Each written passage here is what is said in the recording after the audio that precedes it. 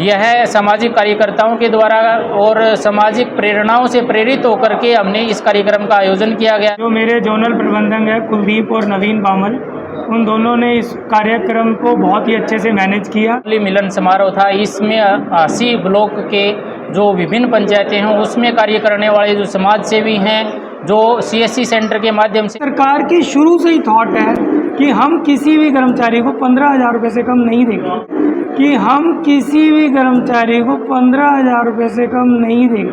गहराइयों से स्वागत है, अभिनंदन है। दीपावली की आप सभी को हार्दिक शुभकामनाएं। जैसा कि मैं पहले भी बता चुका हूं, इस कार्यक्रम का मुख्य उद्देश्य हम सब के आपसी संबंध को मजबूत करना है।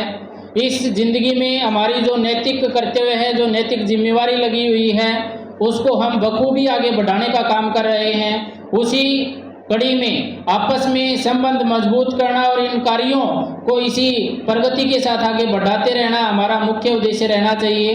दीपावली हमें किस प्रकार से इस समाज के अंदर बनानी है, जैसा कि हम देखते जा रहे हैं आज हवा है वह बहुत प्रदूषित होती जा रही है, तो हम सब आज ये एक कर्तव्य भी बनता है हमारा और प्रण भी लेना चाहिए कि हम पटाखा रहित, प्रदूषण रहित दीपावली है वो बनाएं। घर में बने पकवानों का अधिक से अधिक उपयोग करते हुए खुशियां बांटें और इस जीवन को खुशहाल बनाएं। हमारे बीच में पहुंचे सभी हमारे आदरणीय अतिथि, हम उनका भी तहे दिल से धन्यवाद करते हैं, स्वागत करते हैं। आप सब इस कार्यक्रम के मेहमान हो, हमारा सबका अपना एक परिवार है।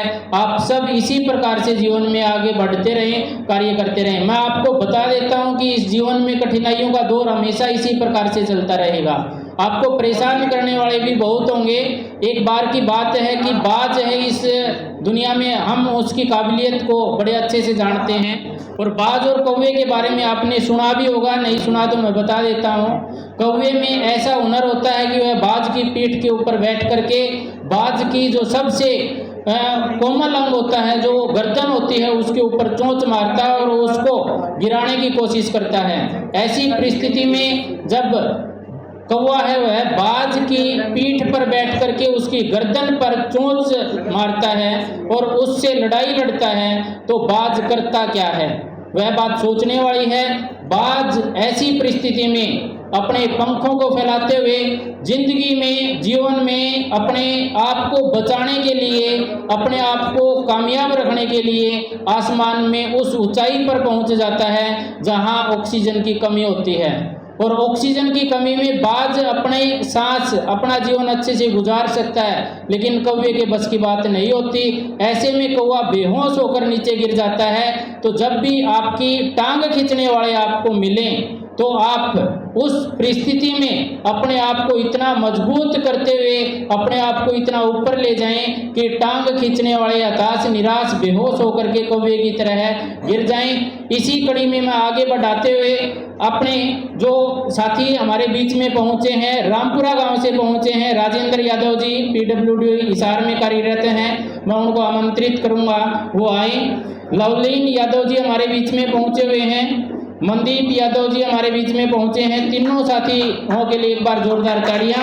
और मैं अनुरोध करूंगा इस कार्य में कुलभूषण साथी से सहयोग देते हैं। एक बार जोरदार तालियां इन सभी साथियों के लिए।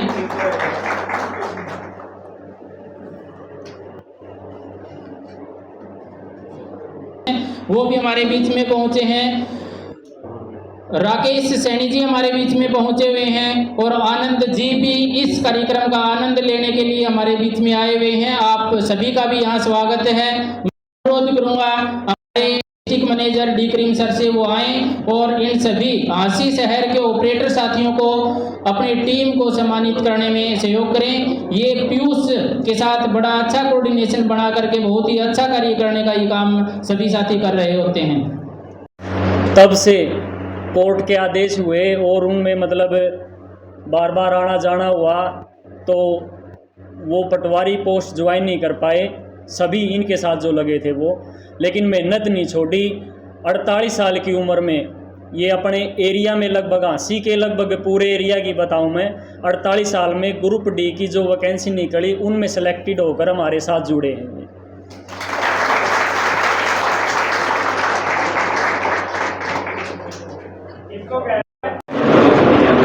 बताइए किस तरह कार्यक्रम था और किस किस की इस कार्यक्रम में उपस्थिति थी? आज की इस कार्यक्रम की अगर हम बात करें तो यह दीपावली मिलन समारोह था। इसमें 80 ब्लॉक के जो विभिन्न पंचायतें हैं उसमें कार्य करने वाले जो समाज सेवी हैं, जो CSC सेंटर के माध्यम से सरकार की जो स्कीमें होती हैं या आमजन की जो दिक्कतें होती हैं उसको डिजिटलाइज करने का जो काम कर रहे होते हैं, वो सभी साथी इसमें आमंत्रित थे। और यह हमारे आपसी संबंध को, हमारी सोच को बुलंद करने के लिए, हमारे विचार आपस में मिलते थे, उन्हीं को मजबूती देने के लिए यह कार्यक्रम किया गया। इसमें विभिन्न क्षेत्रों में जो सक्षम का कार्य करने वाले साथी थे वो CSC ऑपरेटर, जो दूसरे सामाजिक कार्य करने वाले जैसे पौधारोपण करने में, पर्यावरण प्रदूषण को कम से कम करने में जो अच्छी सोच रखते हैं, अच्छे विचार रखते हैं, उस मकसद के साथ हमने इस कार्यक्रम का आयोजन किया और यह हमारा सफल आयोजन रहा। क्या ये कार्यक्रम सरकार के द्वारा किया गया? यह सामाजिक कार्यकर्ताओं के द्वारा और सामाजिक प्रेरणाओं से प्रेरित होकर के हमने इस कार्यक्रम का आयोजन किया गया था।